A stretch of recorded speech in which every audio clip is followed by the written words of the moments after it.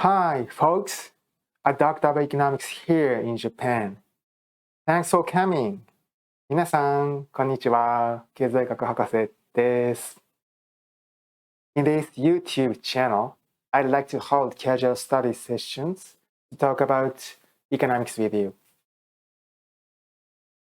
I'm happy if we share our knowledge and skills and think together about what we are currently studying.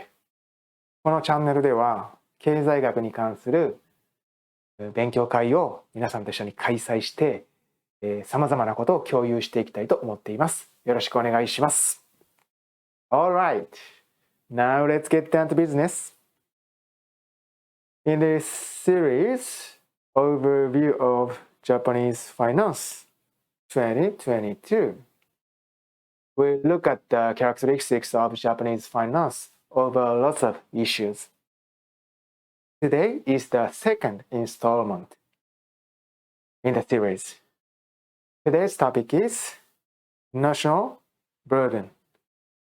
Let's think together about Japan's national burden from an international comparative perspective. National burden ratio is the sum of tax burden ratio and social security burden ratio.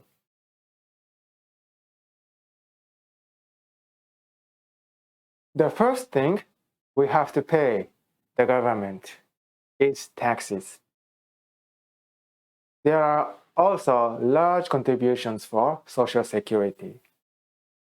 In Japan, social security such as public pensions, medical care, and long-term care are administered under the social insurance system. Everyone living in Japan must be covered by it, and the Japanese government provides it. This is called universal health insurance or universal pension. Subscribers contribute premiums and receive benefits as needed.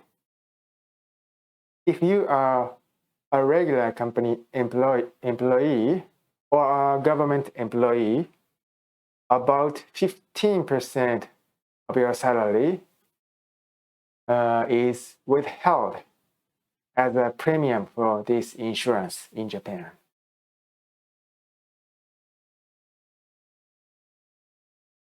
This is a large amount. It's about 15% of your salary. In addition, companies as employers are also required to pay additional premiums for their for their employees.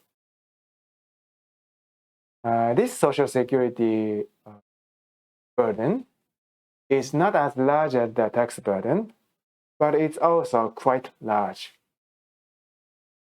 Tax burden ratio is defined as tax burden divided by national income. Social security burden ratio is defined as social security burden divided by national income.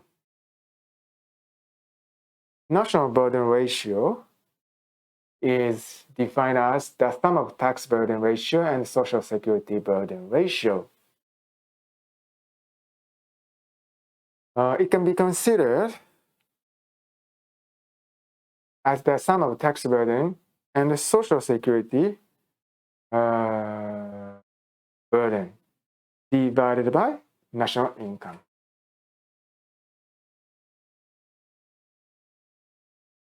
Okay, please take a look at the following bar chart. It shows an international comparison of national burden ratio. In 2019, which is cited from the website of Japan's Ministry of Finance.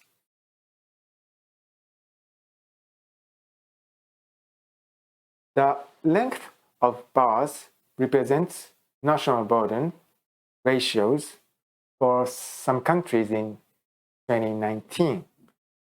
This is Japan, Nippon, Japan. And this is 米国, the United States of America, the US.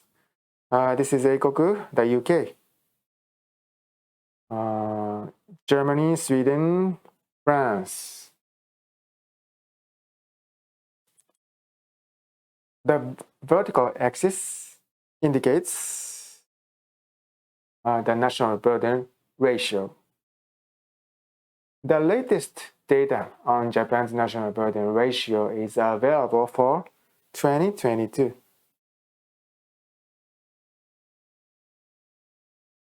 But the most recent data available for international comparison are for 2019.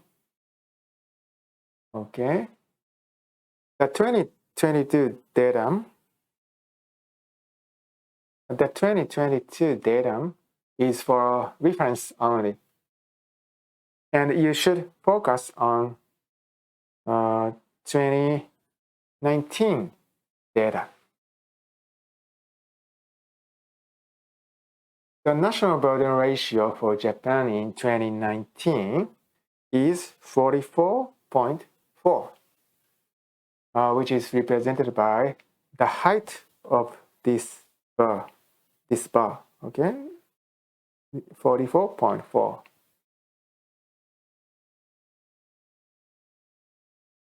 Japanese citizens paid 44.4% of their income in taxes and social insurance premiums in 2019.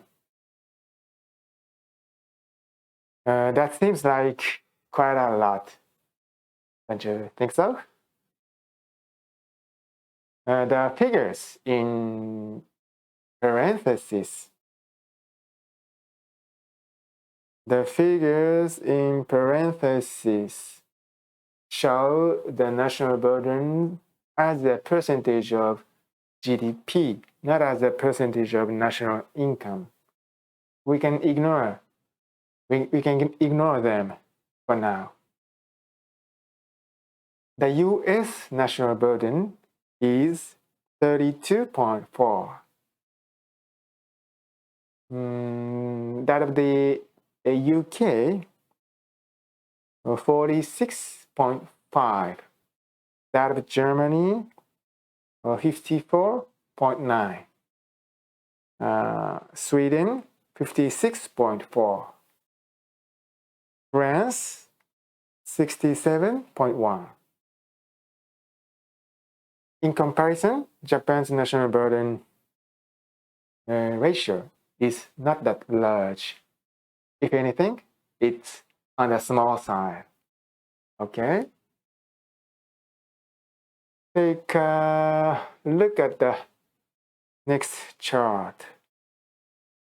This is a bar chart showing 2019 national burden ratios for 36 OECD countries.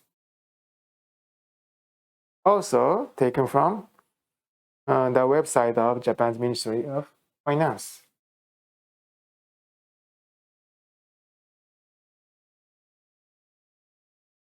Okay, Japan is here.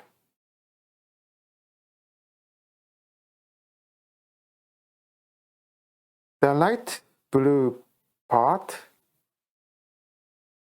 of the bar represents tax burden ratio, and the yellow part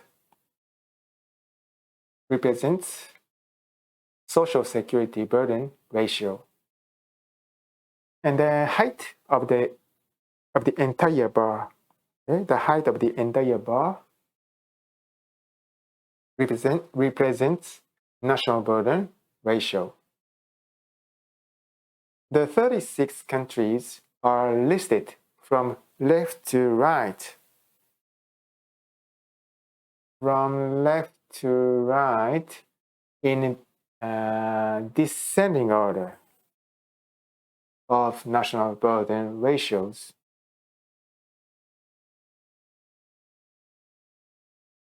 Japan ranks 12th from the bottom.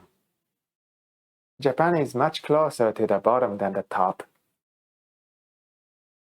Japan's national burden can be considered relatively light. South American countries such as Mexico, Chile, Costa Rica, and the US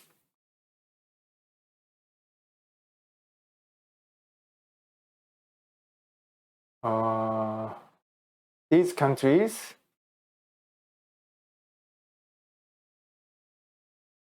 have small national burden ratios. On the other hand, Luxembourg, France, Denmark, Austria, Belgium, Finland, Greece, Italy, and Sweden. These countries have high ratios. Japan's national burden ratio is low by global standards. The tax and social security burden on the Japanese people are light. This means that the Japanese government's expenditures are small. It's basically impossible for a country with small revenue to have large expenditures. A light national burden means that government revenue is small, which in turn means that expenditures are small. In other words, we can say that Japan has a small government. But can we really conclude that? There is room to consider several points that I will mention next. The first point to note is that the government can reduce the national burden ratio by issuing government bonds. Normally, financing by government bonds is considered undesirable in principle, and a balanced budget is desirable. However, the current situation that countries around the world issue government bonds to varying degrees. Japan is one of the countries with a large amount of government bonds issued. And its large budget deficit and outstanding government debt are major fiscal problems. On a similar expenditure scale, we compare the case in which a government raises funds from tax revenue, and social insurance contributions without issuing bonds. With the case in which the government raises at least part of its total expenditure by issuing bonds. Okay? And a similar expenditure scale. Okay? In the case of issuing bonds, the national burden ratio is lower, since the government must raise its less money from tax revenues and Social Security contributions.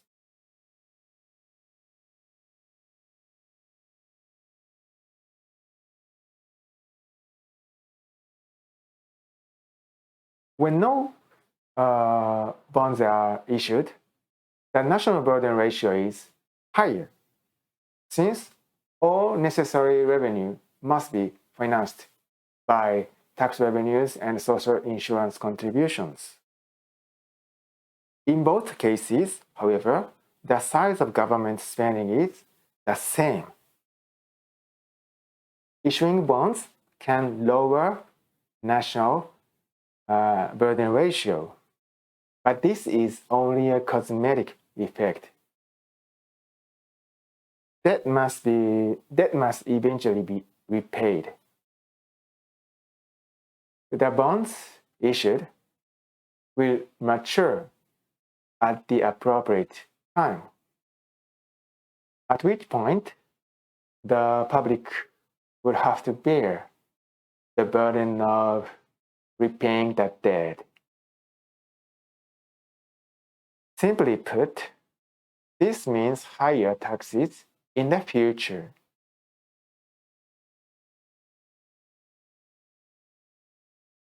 That is merely the postponement of the burden. Issuing bonds lowers the current national burden ratio, but the burden doesn't disappear. It's simply postponed to the future. In this sense, national burden ratio may be inappropriate as an indicator to measure the true national burden. A more appropriate indicator would be one that takes into account not only tax insurance, tax revenue, and the social insurance premiums, but also the government's budget deficit. This is called a potential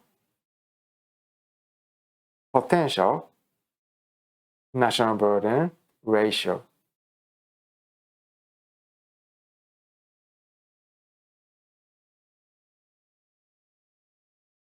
Potential national burden ratio is national burden ratio plus the ratio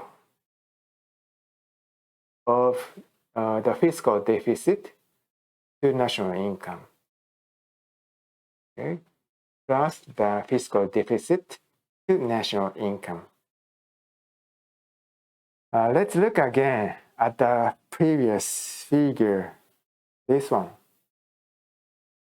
The numbers shown in this line are potential national burden ratios.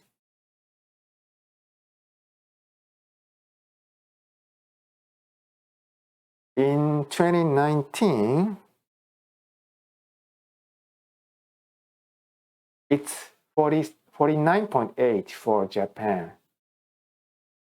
It's 40.7 for the US, and 49.7 for the UK, 54.9 for Germany, 56.4 for Sweden, 71.5 for France. The portion of the bar chart protruding below the ground represents the ratio of the fiscal deficit to national income. The ratio of Japan's fiscal deficit to national income is 5.3.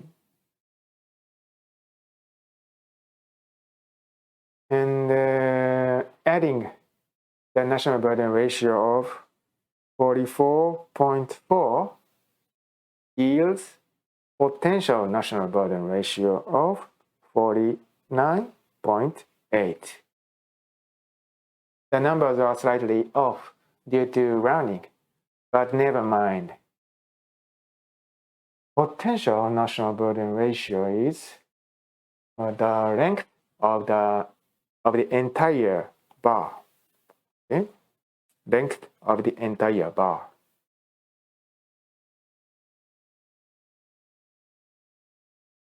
Including the bottom of the ground. Including the bottom of the ground. Comparing the potential national burden ratios of countries around the world, the trend is not so different from that of the comparison of national burden ratios. We can conclude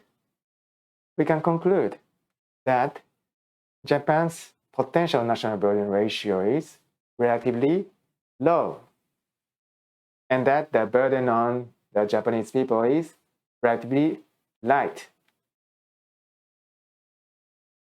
Okay. The second point to note is that Japan's national burden ratio continues to rise. Okay, continues to rise. Please see the following table. This one.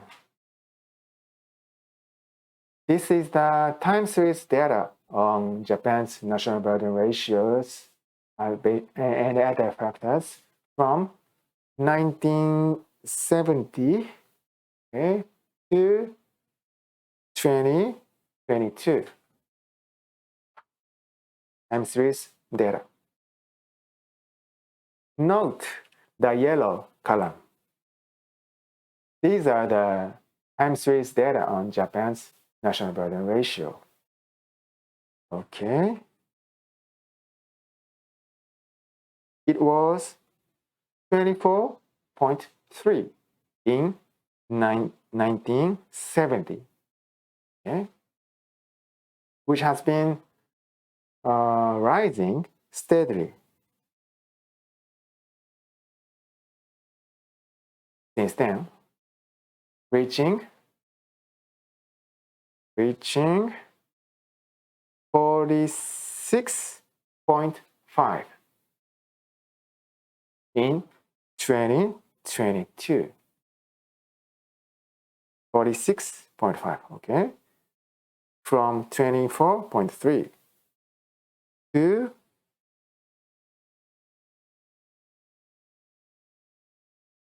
46.5. Increasing steadily. It will probably remain in the upper 40s for the next few years.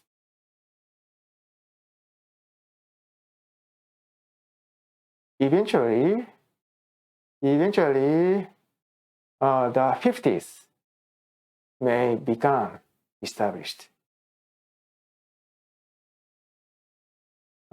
for years to come. Okay. The long-term stable rise in the figures,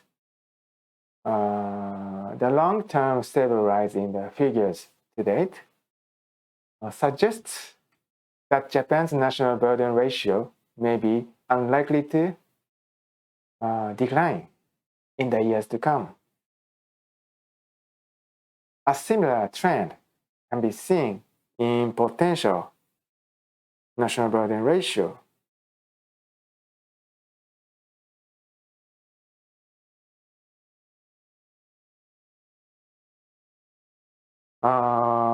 Taking into account the budget deficit, okay?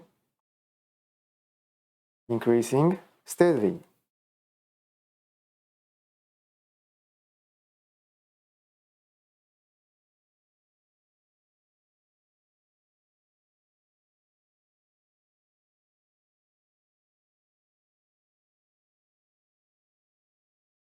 Potential national burden ratio also fluctuates.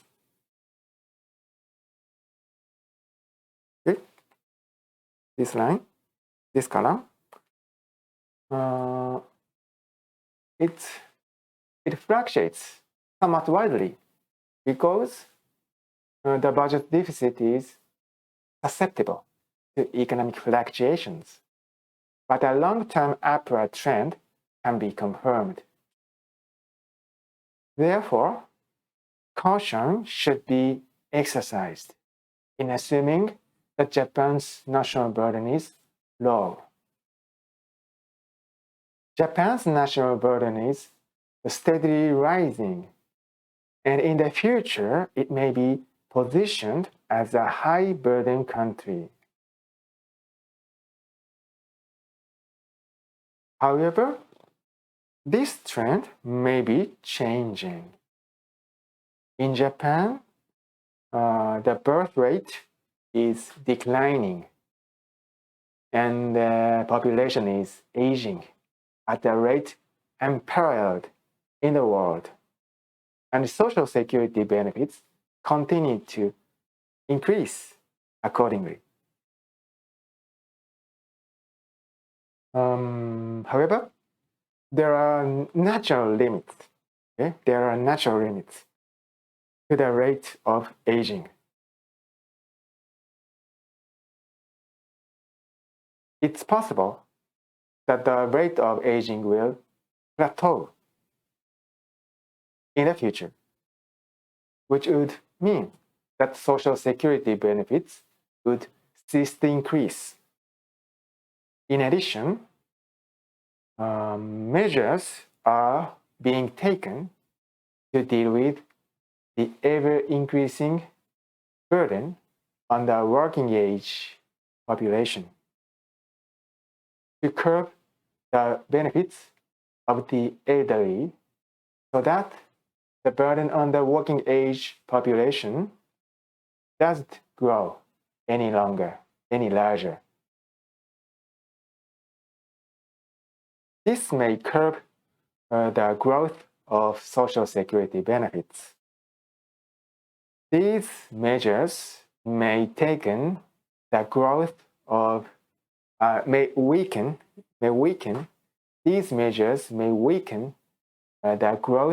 of Japan's national burden ratio. And as a result, it's possible that it will plateau or begin to decline in the future. Okay.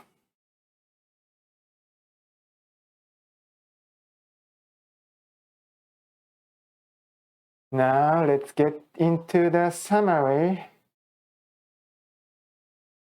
Number 1. The tax and social security burden on the Japanese people is not heavy. Compared to other countries in the world, Japan's national burden ratio is low. Even when compared with potential national burden ratio, which takes into account Japan's excessively large budget deficit, the burden on the Japanese people is not heavy. Number 2. The burden on the Japanese continues to grow heavier and heavier. Even though Japan's national burden is relatively small compared to other countries in the world, the trend of increasing national burden in Japan has been continuing for several decades. This trend is expected to continue for some time yet, and Japan may eventually be positioned as a country with a large national burden ratio. But looking further into the future, it's possible that this trend will come to an end, and we should continue to monitor Japan's national burden closely. Okay, well, that's about it for today. Thanks for joining. We'll be holding another study session, so make sure to come back. If you subscribe to this channel, you'll be notified when we hold the next one. Let's have study sessions together. See you again. また会いましょう。さようなら。Smash that like. じゃあね。